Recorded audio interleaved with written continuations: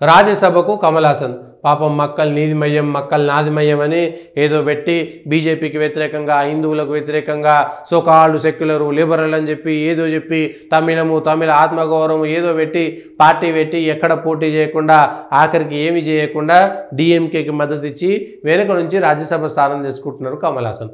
ఈ రాజ్యసభ స్థానం కోసం పార్టీ పెట్టి దానికి ఇన్ని కథలు పడి ఇన్ని మాటలు మాట్లాడి ఏదో ప్రపంచాన్ని ఉద్ధరిస్తున్నట్టుగా బిల్డప్లు ఇచ్చే బదులు ప్రతి వ్యక్తి ఆచరణ యోగ్యమైనటువంటి అనేకమైనటువంటి నీతి సూత్రాలను బోధించవచ్చు.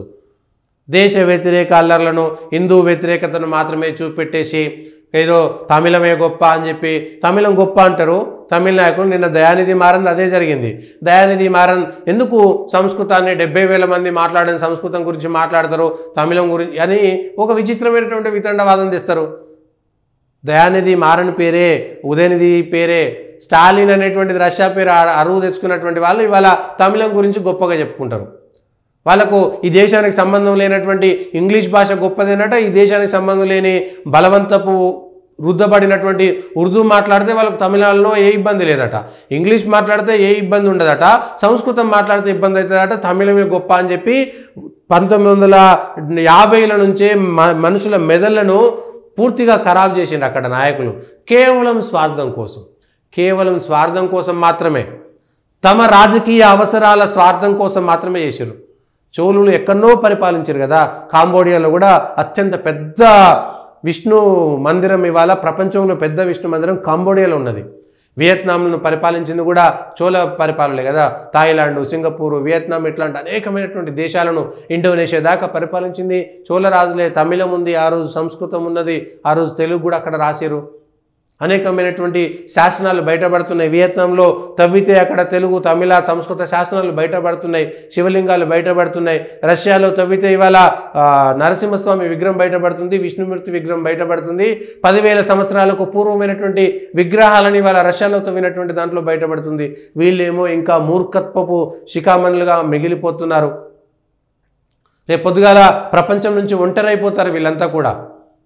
తమిళం గొప్పది, తమిళం నేర్చుకోవడం తప్పలేదు, తమిళనాడులో ఉన్నటువంటి వాళ్ళు తమిళం నేర్చుకోండి, తెలుగులో ఉన్నటువంటి వాళ్ళు తెలుగు నేర్చుకోండి. కానీ వీళ్ళకు ఉర్దూ మాట్లాడితే నొప్పి లేవదు, ఇంగ్లీష్ మాట్లాడితే నొప్పి లేవదు, హిందీ మాట్లాడితే మాత్రమే నొప్పి లేస్తుంది. దీని వెనుకనే కుట్రలు ఉన్నాయి, దీని వెనుక మాత్రమే కుట్ర ఉంది.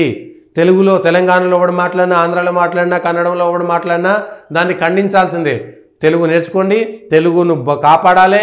ఒక భాష నశిస్తే జాతి నశిస్తుంది, ఒక సంస్కృతి నశిస్తుంది, ఒక తరం నశిస్తుంది, ఒక చరిత్ర నశిస్తుంది. అందుకే భాషను కాపాడుకుందాం, తెలుగు నేర్చుకుందాం. ఇక్కడ ఉన్నటువంటి ప్రతి ఒక్కరు తెలుగు నేర్చుకోవాలి, అక్కడ ఉన్నటువంటి వాళ్ళందరూ తమిళం నేర్చుకోవాలి. అది కాకుండా ఇంకా నచ్చినటువంటి 10 భాషలు నేర్చుకోవచ్చు.